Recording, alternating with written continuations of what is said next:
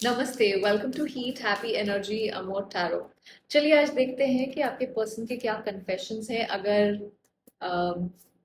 अगर ये थोड़ा सा बेबाक होके कुछ कह पाते तो क्या कहते, इनका क्या एहसास था जो उन्होंने कभी एक्सेप्ट नहीं किया पॉसिबली। और um, अभी भी उनका सोल आपसे क्या कहना चाहता है, उसके बारे में देखते हैं।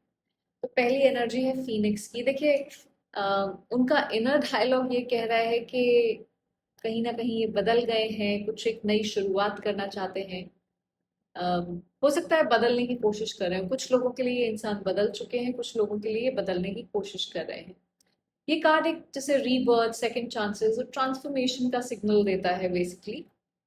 शायद वो ये कहना चाहते हैं कि वो इंसान नहीं है वो जो आपसे दूर चले गए थे, जिसने आपको तकलीफ पहुंचाई थी, जिसने जो कुछ भी किया।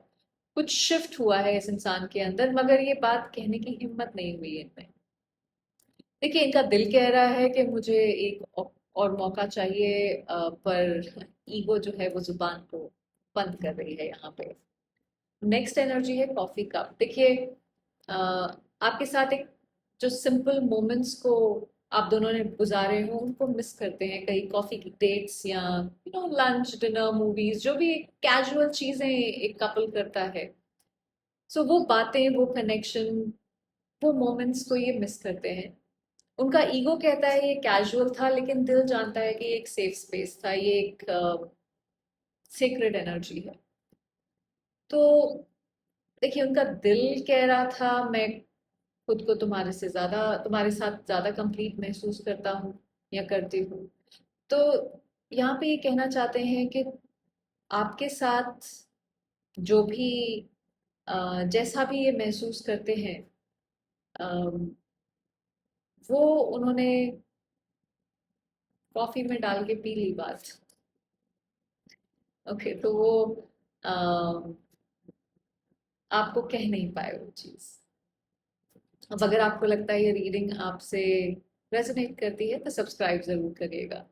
नेक्स्ट एनर्जी है लव की। देखिए, सबसे गहरा जो इनका रिग्रेट है वो ये है कि आपसे इन्होंने प्यार जरूर किया है। ऐसा नहीं है कि टाइम पास कर रहे थे, पर शायद दिखाने में, एक्सप्रेस करने में कहीं ना कहीं फेल हो गए हैं। जो भी अम, आपके हिसाब से था कि इस तरह से आप कुछ करेंगे तो इसको मतलब प्यार दिखाना है, तो ये, क्योंकि देखिए, जैसे आप चाहते हैं कि प्यार कोई आपको करे, वो आपका डिसीजन है। वो दूसरा इंसान डिसाइड नहीं कर सकता कि आपको कैसे फील होगा। तो जो आपका तरीका था, जो आप चाहते थे, वहां कहीं ना कहीं ये इंसान फेल हो गए। कनेक्शन सिर्फ फिजिकल नहीं था, अनकंडीशनल और सोलफुल भी था ये कनेक्शन। रिग्रेट है कि जब वक्त था तो इन्होंने उस प्यार को पहचाना नहीं। सो सबसे बड़ा जो दर्द है इनके सीने में वो है कि जिसे दिल से चाहा उसके सामने चुप रहे, उसके लिए कुछ किया नहीं जब करना चाहिए था। नेक्स्ट एनर्जी है असेंडिंग की। देखिए, अगर डर, ईगो या सिचुएशन नहीं होती तो ये आपको बोलते कि ये आपके साथ ग्रो करना चाहते हैं। कहीं ना कहीं आप इनको अपलिफ्ट करते हैं, आपकी एनर्जी इनको अपलिफ्ट करती है। इनका सोल कहना चाहता है कि हम्म, जहाँ पे वो हैं वहां पे वो नहीं रुकना चाहते। अगर आप ये देखें तो ये लड़की जो है ये इसने गुब्बारे पकड़े हुए हैं और ये ऊपर आसमान की तरफ जा रही है। तो मिल के आगे बढ़ने का एक सपना शेयर करते हैं आपके साथ। अंदर एक थॉट था कि आपके पास या आपके साथ सब कुछ बेटर हो सकता है, सब कुछ एक अपलिफ्टिंग हो सकता है, पर उस थॉट को उन्होंने कभी वॉइस नहीं दी।